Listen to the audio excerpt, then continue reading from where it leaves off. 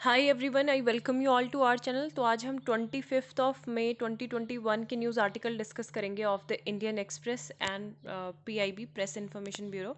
So let's get started with the news without further delay. And please आप video को like करें, share करें and subscribe करें channel को and press the bell icon. So let's get started. सबसे last page से हम देखते हैं स्पोर्ट्स न्यूज़। तो Mickelson becomes oldest major winner with 6 title. ठीक है, तो ये 50 ईयर्स ओल्ड हैं and the Wanamaker trophy after winning the PGA championship. तो पीजीए चैम्पियनशिप को इन्होंने जीता है। अब ये पीजीए चैम्पियनशिप होती क्या है? Professional golfer association of America. ठीक है, US PGA championship for United states. ये एक एनुअल गोल्फ टूर्नामेंट होता है जो प्रोफेशनल गोल्फर्स के द्वारा कंडक्ट किया जाता है, Association of America. It is one of the 4 men's major championship in professional golf. ठीक है, तो अभी जो है ऑलरेडी हमको पता चला है कि ये जो है इनको कितना मिलता है। Takes home a cool of $2.79 million out of total prize pool in 2021. That man is Phil Mickelson, who created history by becoming the oldest player to ever win a major at the age of 50. ठीक है, तो ये है। Railways to suspend Sushil after arrest. तो northern railway ने suspend कर दिया है जो सुशील कुमार है, क्योंकि उनका अरेस्ट ऑलरेडी हो चुका है by Delhi police. Murder case जो 23 ओल्ड एयर जो जूनियर चैंपियन था, तो उसके मर्डर केस में उनको अरेस्ट किया गया है। और उनको किस पोस्ट पे डिप्लॉय किया गया था नॉर्दर्न रेलवे के द्वारा? a senior commercial manager. ठीक है, Olympic medallist Kumar was posted by Delhi government as an officer on duty, special duty. जो भी छत्रसाल स्टेडियम है वहाँ के जो स्पोर्ट्स से रिलेटेड स्कूल लेवल पे जो डेवलपमेंट है, तो उसका सब कुछ वो देखेंगे, है ना। तो अभी सस्पेंड कर दिया गया है। देन नेक्स्ट न्यूज़ देख लेते हैं। G7 close to deal on taxation of world's largest company. ठीक है, तो यहाँ पे ये डील करेंगे वर्ल्ड की जो लार्जेस्ट कंपनी है उससे रिलेटेड, टैक्सेशन से रिलेटेड। एंड कौन कौन कंट्रीज आती हैं G7 के बारे में एक बार वो देख लेते हैं हम। ठीक है, कौन कौन सी कंट्रीज हैं। और G7 कंट्रीज का एक बहुत मेजर इनिशिएटिव भी है जो बार बार न्यूज़ में रहता है, पाकिस्तान की वजह से भी, बहुत सारी कंट्रीज़ की वजह से भी। That is known as FATF, है ना। तो आप FATF को बताओ कब इसका एस्टैब्लिशमेंट हुआ और कितने मेंबर्स अभी इसमें हैं। ठीक है, एस्टैब्लिशमेंट कब हुआ एंड मेंबर्स कंट्री कितने हैं अभी, तो ये आप बता सकते हो। G7 की बात करें तो अभी हमें इनवाइट भी किया गया था मीटिंग में एज अ गेस्ट कंट्री, लेकिन कोरोना की वजह से हम नहीं उस टाइम पे, पहले जब यूके के जो प्रेसिडेंट थे वो यहाँ पे नहीं आ पाए थे, क्योंकि यूके में सेकंड सर्ज थी। ठीक है, अब हमारी कंट्री में सेकंड सर्ज है, तो हम G7 के स्पेशल इनवाइटी भी बुलाए गए थे, फिर भी हम नहीं जा पाए। फॉर्म्ड 1975 में फॉर्म हुआ। Canada, France, Germany, Italy, Japan, UK, USA. ठीक है, Canada, France, Germany, Italy, Japan, UK and USA इसमें है। ठीक है, तो ये याद रखना है आपको। And meetings are presided over by leaders of member countries on rotational basis.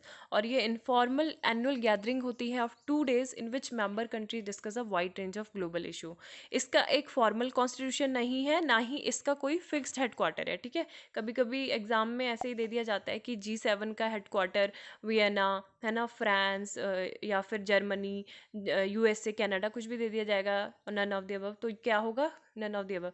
तो कहीं भी इसका अभी फिक्स कोई हेडक्वार्टर्स नहीं है, फॉर्मल कॉन्स्टिट्यूशन नहीं है। जो डिसीजन होते हैं समिट में वो भी नॉन बाइंडिंग होते हैं। और इसको पहले G8 बोला जाता था, ग्रुप ऑफ 8, क्योंकि जो ओरिजिनल 7 था रशिया था 1997 में। बट जब रशिया ने क्रीमिया का एनेक्सेशन कर लिया था 2014 में, तो उसको यहाँ से हटा दिया गया था। ठीक है, तो इस वजह से इसको G7 फिर बोला जाता है। तो नेक्स्ट न्यूज़ हम देख लेते हैं। करंट अफेयर्स और स्टैटिक हम ऐसे ही साइड बाय साइड हमको पढ़ते रहना है। BHEL plants in Bhopal Haridwar boost medical oxygen supply. ठीक है, तो BHEL ने मंडे को बोला है कि इन्होंने जो ऑक्सीजन सिलेंडर है वो क्रिएट किए हैं, filling capacity of 3000 units per day, जो हरिद्वार फैसिलिटी और एक भोपाल में इनकी फैसिलिटी है, तो वहाँ पे। ठीक है, तो यहाँ पे हमने अभी जैसे ताउते के रिगार्डिंग हमने किसकी बात की थी? ONGC के बारे में पढ़ा था। ठीक है, तो अभी हम BHEL के बारे में पढ़ेंगे। ये सब जो कंपनियां हैं ये महारत्न कंपनीज में आती हैं, जैसे आपका BHEL हो गया, गेल हो गया, सेल हो गया, ठीक है, NTPC हो गया, ONGC हो गया, तो आप कुछ आप मिनी रत्ना के और उसके एग्जांपल देना चाहें या देखें, पता है तो ठीक है, अच्छी बात है, रहने दीजिए, ठीक है। तो oil and natural gas corporation की बात अगर हम करें तो महारत्ना पब्लिक सेक्टर अंडरटेकिंग 1995 में ministry of petroleum and natural gas के द्वारा सेटअप हुआ था, और 70% इनकी जो डोमेस्टिक प्रोडक्शन है वो है, ठीक है। Largest crude oil natural gas company है इंडिया में। अब अगर हम BHEL के बारे में देखें तो फुल फॉर्म क्या है? Bharat heavy electricals limited. Bharat heavy electricals limited, and ये मैन्युफैक्चरिंग एंड इंजीनियरिंग ऑर्गेनाइजेशन है जो दिल्ली में बेस्ड आउट है, and India that is established control by the government of India. 1964 में ये इस्टेब्लिश्ड हुआ था, 1964। One of the India's oldest and largest producer of power plants, ठीक है। तो ओल्डेस्ट एंड लार्जेस्ट प्रोड्यूसर है किसका? पावर प्लांट का। यहाँ पे इंजीनियरिंग से related, manufacturing, construction, servicing, evolution of various products, तो ये सब होते हैं।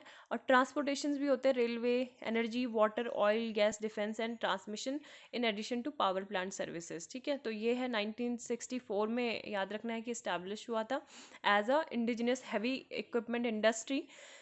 एंड 1974 में heavy electricals limited merge with BHEL, ठीक है। तो BHEL को ट्रांसफॉर्म किया गया into limited public enterprises 1991।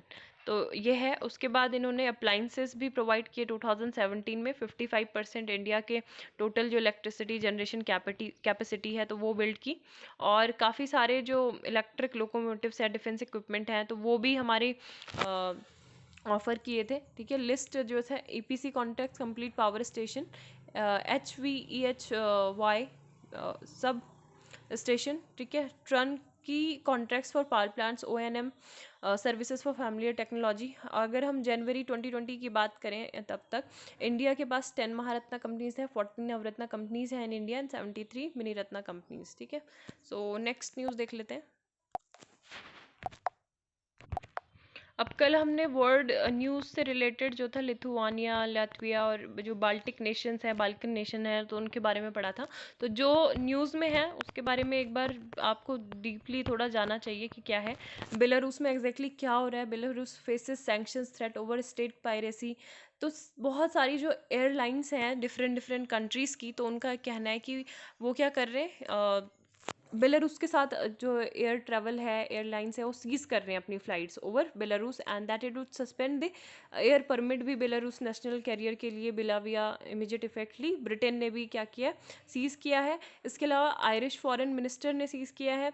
Then European union ने बोला है कि जो संडे को जो इंसिडेंट हुआ by limiting international air traffic over Belarus and restricting its ground transport and could tighten sanctions already in place on the former Soviet Republic, ठीक है।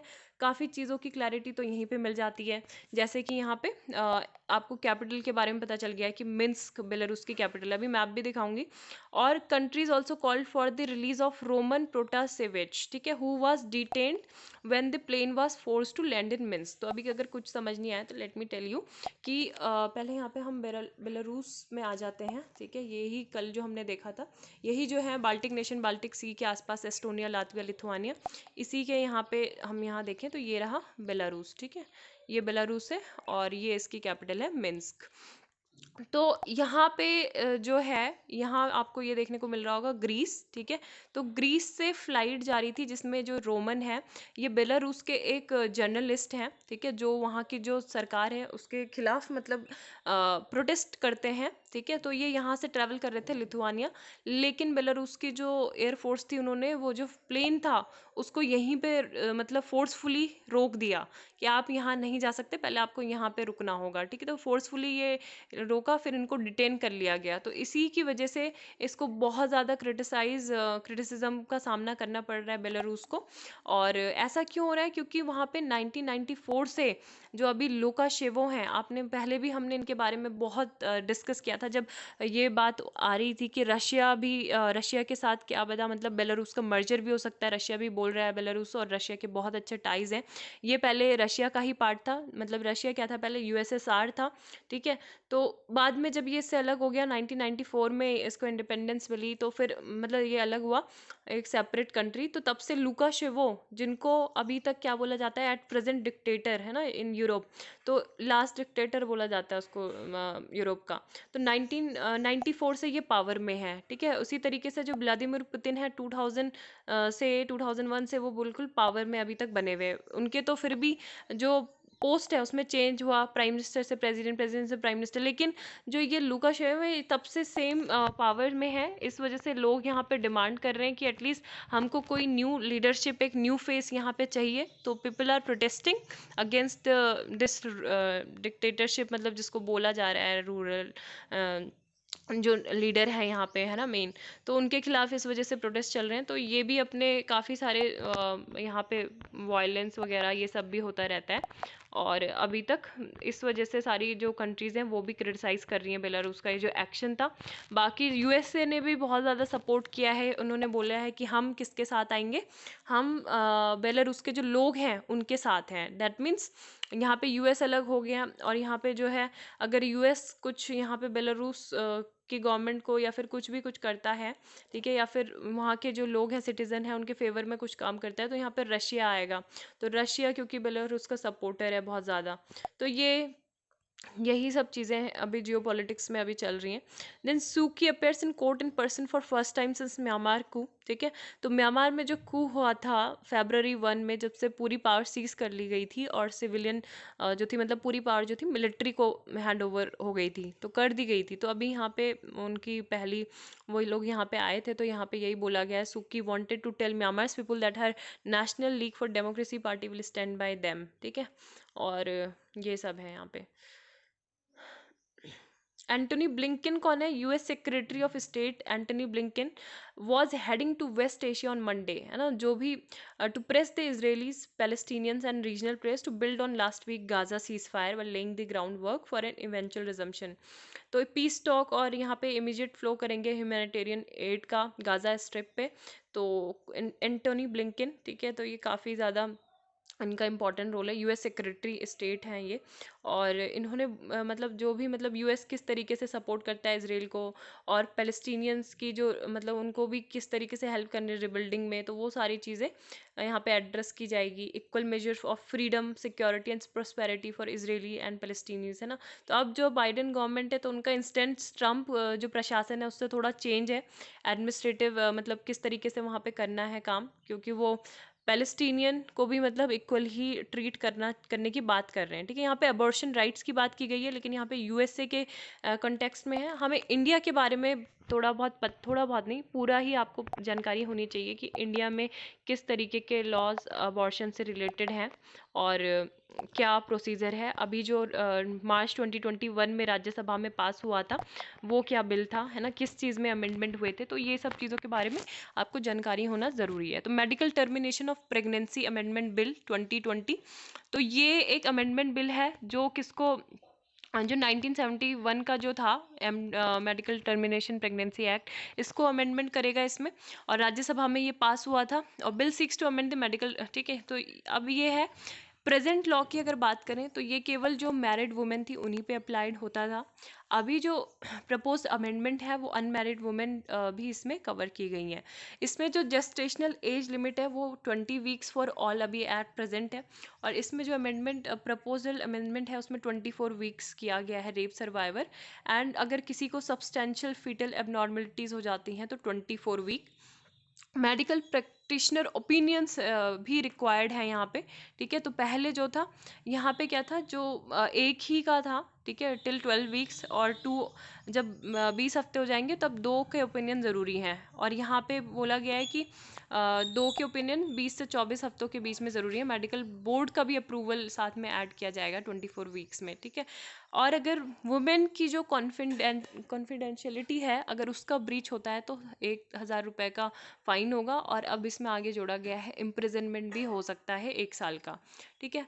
तो अब यहाँ पे क्या है, की पॉइंट्स ये है कि जो टर्मिनेशन होता है किस तरीके से, मतलब बोल सकते हैं कि प्रेगनेंसी टर्मिनेट कब हो सकती है 20 हफ्तों में, जब अगर जो कॉन्ट्रासेप्टिव मेथड यूज़ किए गए हैं अगर उनका फेलियर हो जाता है। ठीक है, पहले ये केवल मैरिड वुमेन्स के लिए था, अब ये अनमैरिड वुमेन को भी अलाउ करता है कि वो इस रीज़न के बेसिस पे अपनी प्रेगनेंसी को टर्मिनेट कर सकती हैं।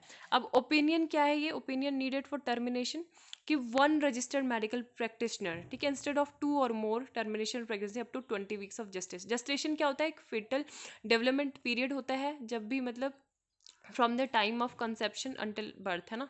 तो 2 रजिस्टर्ड मेडिकल प्रैक्टिशनर्स होंगे, 20-24 वीक्स जेस्टेशन। तो ओपिनियन जो है स्टेट लेवल मेडिकल बोर्ड का भी होगा। हर स्टेट में एक मेडिकल बोर्ड होना चाहिए, ठीक है, कॉन्स्टिट्यूट करेगा, और उसमें एक गायनिकोलॉजिस्ट और पेडियाट्रिस्ट, मतलब जिनकी ज़रूरत है ये सब, रेडियोलॉजिस्ट, सोनोलॉजिस्ट, है ना, ये सब यहाँ पे होंगे और नोटिफाई किया जाएगा गवर्नमेंट ऑफ जो स्टेट गवर्नमेंट है। ओके, तो ये सब चीज़ें हैं, बहुत सारे चैलेंजेस इसमें हैं।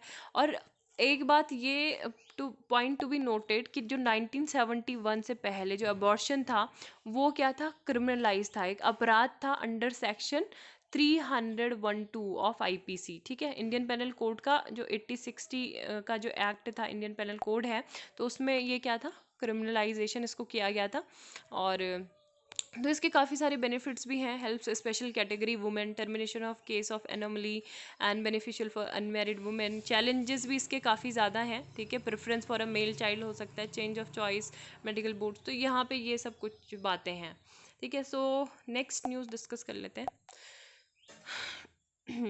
US central banks crypto currencies plan. तो यहाँ पे अभी कुछ मतलब इतना यूएस ने केवल एक डिसिसिव स्टेप लिया है कि वो अपने जो खुद का जो सेंट्रल बैंक है वहाँ के डिजिटल करेंसी इशू करेंगे with the federal reserve announcing it will release a research paper. ठीक है, फेडरल रिजर्व ये बोल रहे हैं कि वो एक रिसर्च पेपर भी रिलीज करेंगे। इंडिया में क्या है, government has floated the crypto currency and regulation of official digital currency bill 2021 which will prohibited all private crypto currencies and lay down the regulatory framework to launch of an official digital currency। ठीक है, बाकी 3 lakh deaths how far speak, तो ये आप second wave के बारे में ही सब कुछ है, आप देख सकते हो अगर डिटेल में देखना है। पैंडमिक से ज़्यादा रिलेटेड आर्टिकल हम नहीं डिस्कस करें तो सही, जिसमें कुछ इंपॉर्टेंट हो, फैक्ट हो, तो वो देखते हैं। अब यहाँ पे जो सत्यजीत सरना है, तो इनका ये कहना है, ये एक एडवोकेट और राइटर है from new Delhi and green justice party of India के भी ये मेंबर हैं। तो इनका ये कहना है कि हमने जो हेल्थ सिस्टम की कैटास्ट्रॉफिकली हमने देखा कि किस तरीके से फेल हुआ, और इकोनॉमी ग्रोन हुई, क्रम्बल हुई, और कोर्ट सिस्टम भी इसमें पीछे नहीं रहा। वर्कलोड जो है बहुत ज़्यादा है, केस लोड मार्च 2020 से बहुत ज़्यादा बढ़ गया है। एंड ये बोल रहे हैं कि हाँ, मैं ऐसे नहीं बोल रहा कि कोर्ट को आप ओपन कर दो क्योंकि पेंडिंग में जा रहे हैं केसेस, इररिस्पॉन्सिबल होगा ये कमेंट, और काफ़ी ज़्यादा स्पाइक हो सकते हैं कोविड के। लेकिन ये बोल रहे हैं कि रीओपन मतलब कब होगा और क्या चीज़ अभी की जा रही है, उसके लिए एटलीस्ट उस चीज़ पे क्लैरिटी होनी चाहिए।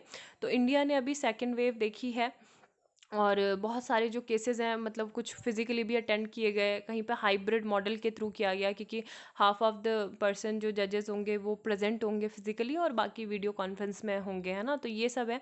पेडेंसी राइज हुई अक्रॉस द जुडिशियल सिस्टम, तो 10.35% जो सुप्रीम कोर्ट के केसेस हैं, मतलब वो देखने को मिले। इसके अलावा 20.5% इन द हाई कोर्ट, और 18.2% जो है, आप मतलब ना ज़्यादा इसमें न्यूज़पेपर को देखने से ज़्यादा आप सुनने में, मैं क्या चीज़ बोल रही हूँ उस पर ध्यान दिया करो। ठीक है, तो यहाँ पे अगर दिख नहीं रहे हैं आपको फैक्ट्स तो कोई बात नहीं, बट दिखा भी देती हूँ, बट सुनना ज़्यादा ज़रूरी है। 3.68 crore cases across all levels, तो अगर और ज़्यादा बढ़ सकते हैं, 4.42 करोड़ हो जाएंगे। फिजिकल फंक्शनिंग बिगिनस होती है तो तब तक 5 करोड़ जो पेंडिंग केसेस है वो हो जाएंगे। अब ये बोला गया है कि एक डिजिटल डिवाइड है हमारे कोर्ट्स के बीच में, प्रैक्टिशनर के बीच में, क्लाइंट्स के बीच में। ठीक है, क्योंकि जो मेट्रोपॉलिटन सिटीज़ रहते हैं या फिर जो बहुत रिमोट एरियाज़ में रहते हैं, तो वहाँ पे ये सब प्रॉब्लम है इंफ्रास्ट्रक्चर की, तो इस डिजिटल लिटरेसी को इन्हांस करने में काफ़ी टाइम लगेगा। एंड अगर हम इस चेंज को मतलब हम एक्सपेक्ट कर रहे हैं कि एक रात में ही ये चेंज हो जाए, तो तब हम ऐसा नहीं कर सकते हैं, ठीक है। तो सोल्यूशन इन्होंने ये बताया कि substantially increase the strength of judicial service, कि हम ज़्यादा से ज़्यादा जो जजेस हैं सबॉर्डिनेट लेवल पर उनको हम अपॉइंट करें, और इम्प्रूवमेंट स्टार्ट होना चाहिए जो बॉटम ऑफ द पिरामिड है, ठीक है। This proposal is neither new nor radical. हमारे पूरे इंडिया में अगर हम बात करें तो वैकेंसीज बहुत सारी हैं अभी। Strength of courts and the worst performing state those vacancies exceed 30%, ठीक है। तो यहाँ पे है courts are sitting on a pendency bomb and it has never been more urgent and strength to subordinate judiciary. आपको देखना चाहिए कि आपको तब तो आप मतलब सबॉर्डिनेट जुडिशरी कुछ तो अपॉइंटमेंट प्रोसेस जो है चालू करो, है ना। डिस्ट्रिक्ट कोर्ट्स की बात करें तो ये तो अलग ही लेवल के सफरिंग से गुजर रहे हैं कि यहाँ पे इंफ्रास्ट्रक्चर बहुत कम है, मतलब इनएडिक्वेट है, एंड पुअर वर्किंग कंडीशन में ये लोग काम करते हैं विच नीड ड्रेस्टिक इंप्रूवमेंट। यहाँ पे उनको डिजिटल एक्सपेक्टेशंस है, तो किस तरीके से होंगी हायर जुडिशरी, कैसे स्ट्रेंथन करना है सबॉर्डिनेट जुडिशरी को, कि उनको जो है एडमिनिस्ट्रेटिव के साथ साथ टेक्निकल सपोर्ट भी उनको चाहिए।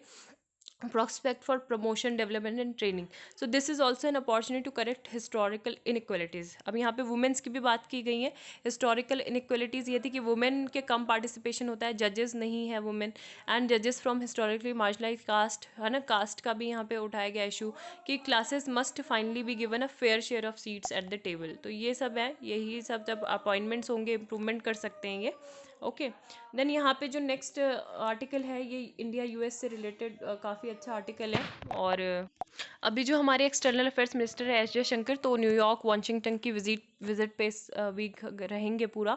और न्यू इंडिया यूएस जो सिनर्जी है बिलेटरल रीजनल मल्टीलेटरल इशू, तो इन तीनों डोमेन में मतलब बातचीत होगी। तो इनको सेपरेटली देखा जाता था, लेकिन रिसेंटली ये एक साथ ही इनको देखा जा रहा है, मल्टीलेटरल एम्बिशंस। अब जैसे अगर हम बात करें अमेरिका की, यूनिलैटरलिस्ट इम्पल्स था जब वो डोनाल्ड ट्रंप के मतलब एडमिनिस्ट्रेशन था, लेकिन अब जो है बाइडेन जो प्रशासन है, तो वो किस तरीके से देखता है कि हमको मल्टीलेटरिज्म का सपोर्ट करना है। उन्होंने ये भी अपने जो एजेंडा था उस टाइम पे ये बोला था कि हम मल्टीलेटरिज्म को सपोर्ट करेंगे।